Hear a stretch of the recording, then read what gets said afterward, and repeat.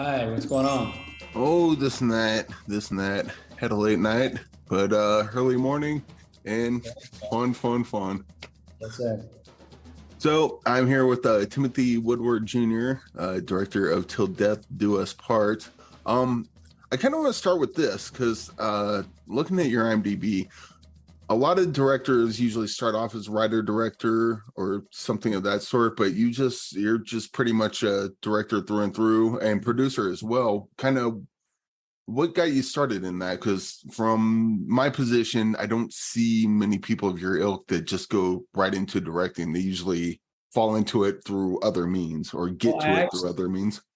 I actually started off as an actor, wanting to be an actor and All acting right. in a couple of, cable TV shows that, were either very big regionally or on like digital kind of cable. I did a show on the Ion network. I did a WGN Superstation, so smaller stuff. And then I just, when I was around set, really enjoyed watching everything happen. And I really loved movies and I really loved making stuff. So I realized that, I was looking around, I said, well, the camera only sees what it sees originally. So there's not a lot of stuff behind. Let's go just make a movie. And I went and I made a little film and, it sold. And then I made another film and I just kind of kept going. And I actually moved backwards as far as what you're saying. I directed a bunch of genres. And then I helped write a show called Studio City that I won an Emmy for 2 years ago, and so then I came back, and I've been, and I've show run that show and directed as well.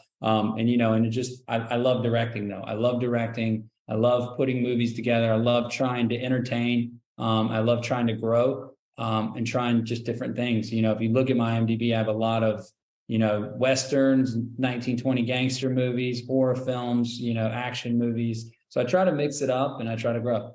Yeah. What's the genre or type of movie, I guess, that you really respond to? Like, oh, if I could only do one, it would be this one because I love it so much. Oh man, that's tough because I really love film in general. I mean, honestly, like I'm a sucker for even rom-coms, as you can see in this movie, as long as the bride is killing people at the end. No, I, I like psychological thriller a lot. I like a good thinking man movie for sure. I love that genre. But I also, I've gotten, it's crazy, or not crazy, but it's as I've gotten older, I've really enjoyed fun movies too, and movies that are just like escapism. I think after 2020, in the pandemic and other things, I kind of had this little change where I wow, I really love doing fun stuff.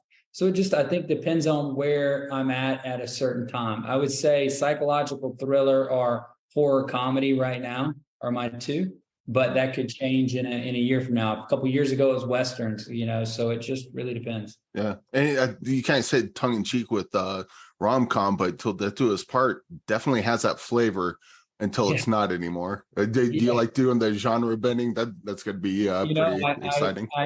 I love that, to be honest, and it's something that I was kind of afraid of a little bit. I did Studio City, and it's about a soap opera actor who hates his life. He wants to be an action star, and we have a lot of fun and tongue in cheek in that show. And so when I read this script, it was written a little more, straight kind of action originally movie. And I came in and said, if this was a little bit more of like a horror comedy, because it's already setting itself up with the bride and the groom. And, what if I start this off like it's a 1990s rom-com where it's, very magical and everybody's happy. And then it just goes completely dark and it's messed up. And then I throw the juxtaposition of putting 1950s, happy bubblegum songs in there. What happens? It's like, what happens when you take all of that and throw it together? I had a blast doing it. I had a lot of fun in the edit. Probably too much fun, with mixing this stuff together, but I really like it a lot, to be honest. I like doing it. Yeah.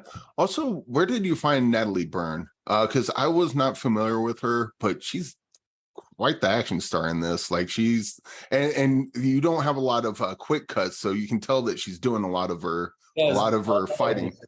Yeah, she did all of her stunts. I knew Natalie for years, and we were looking for something to work on together.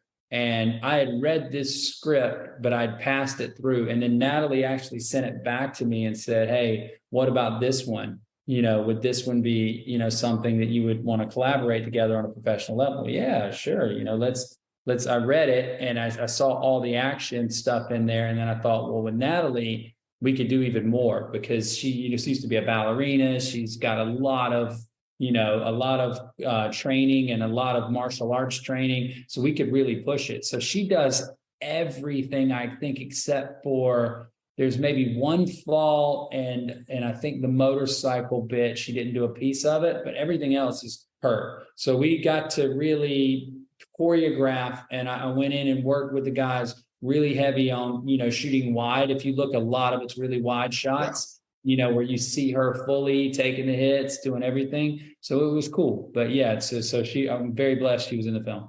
Yeah, those wide shots you're talking about, I think they're kind of underappreciated in a lot of, like, I wouldn't call this an action. I guess this is an action movie, action thriller, whatever you want to call it. But it's a million things. Yeah. But I think what's most underappreciated in action is kind of just what you're saying. Just take the wide shot.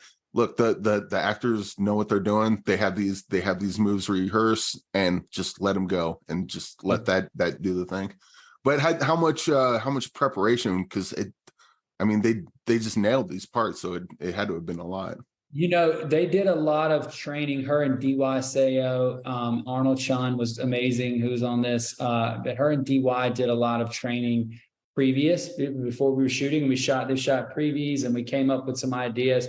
But it's crazy, how it works, because when you get on set and you get in these areas, of where we had to do this at, everything changes, because when you're out in the park and you're doing previews and you got all this space to do it with, it's different than when you're on the day and you've got to find, like, we've got a bed right here. So he's going to body slam her. We got a bookshelf, going to kick off the bookshelf, try to get her to escape out the window. So basically I took the surroundings and said, what would really happen if her goal was to escape? His goal was to do this. And then how could we add and make it a little bit comical too, where it wasn't so choreographed and it was a little more, brutal and just animalistic and also fun. So we then changed it up and we did it. But luckily, almost everybody had really good fight experience or was a fighter. So that made it so much easier, because it was just like, change it up. Okay. They could do it fast and it was good. So it was very effective.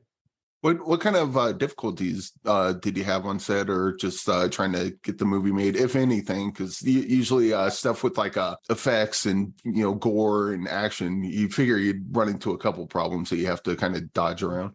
My biggest problem on this movie was when we were shooting the Jason Patrick scenes on the boat. That was we were on this like 100-foot yacht, but I probably threw up 40 times, while shooting. I got completely seasick. We were out chasing the sun, going against. So the boat is literally, if you watch the scene again, you can see the water's going like this. Yeah. I'm locked into a monitor. And because the camera's on sticks, it's moving. So the boat's moving, but the actor is still. So it just took my brain and messed. So I was literally going outside, throwing up, trying to direct. Literally felt like I was dying, crawling on the ground, trying to keep it going. And we only had a certain amount of time to shoot these scenes. And we only a certain amount of days. So that was a monster to shoot that and to try that. And then, other than that, there was a lot of, we shot this whole movie, other than the church and the beach, and some of the stuff takes place at night.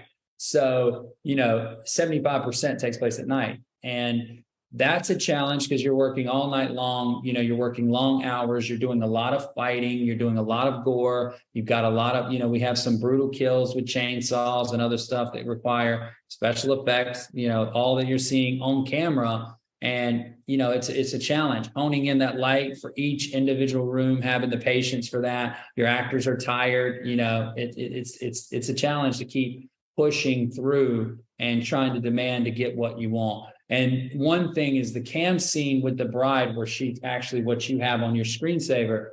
That scene is crazy, because we were coming up on the end of the night and Cam was just in like a really froggy mood. Natalie was in a froggy mood. And I said, guys, you want to try it? We had an hour left for that scene, and that's a 5-page scene.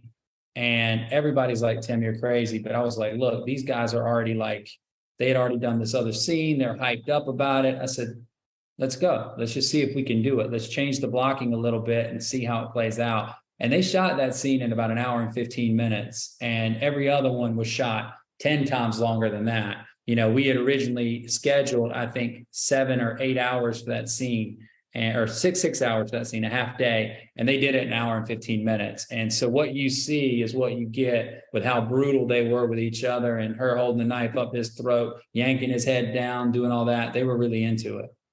Oh, nuts. Well, Yeah. I guess we'll end with this same thing. We asked everyone.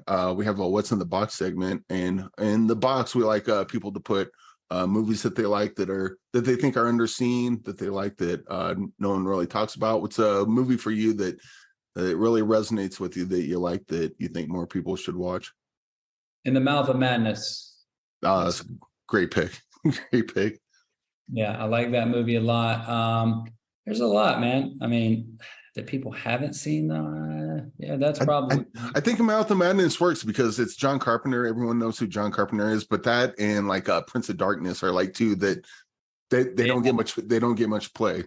Yeah, yeah. In the Mouth of Madness. I'll stick with that then. All right. Well, Timothy, it's great having you on here. And let's see, Till Death Do Us Part exclusively in theaters August 4th, which I don't get to say that often with movies that are not big superhero movies. So this will be exciting. Yeah, yeah. You can only see it. It's going to be in, I think it's another 45 days or so before it comes out on VOD. So you can only see it in theaters. Literally, we have a full theatrical window. So go check it out. All right. Well, thank you very much and have a great day. Thank you. Appreciate it.